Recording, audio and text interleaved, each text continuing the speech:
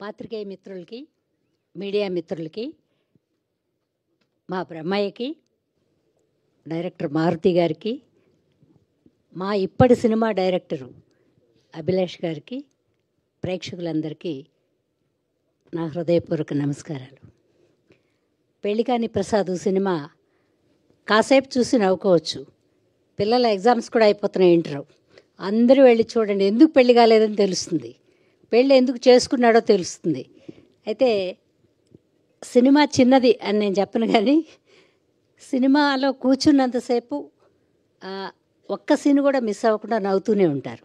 రకరకాల క్యారెక్టర్లు ఇప్పుడు జరిగే సన్నివేశాలకు దగ్గరగా ఉన్నాయి. చాలా బాగా తీశారు. మా వాళ్ళందరూ చాలా బాగా యాక్ట్ చేశారు. అంటే మహానటులు లేరు, కానీ ఒక మీడియంగా ఉండే వాళ్ళందరూ ఉన్నారు. సప్తగిరి గారికి తోడుగా తతిమ అడుగులన్నీ ఆయన వేస్తాడు, ఆయన వెనక మేము నడుస్తాం. నమస్కారం. థ్యాంక్ యూ అమ్మ, థ్యాంక్ యూ సో మచ్ అండి. ఇప్పుడు ప్రమోదిని గారిని మాట్లాడవలసిందిగా కోరుకుంటున్నాం.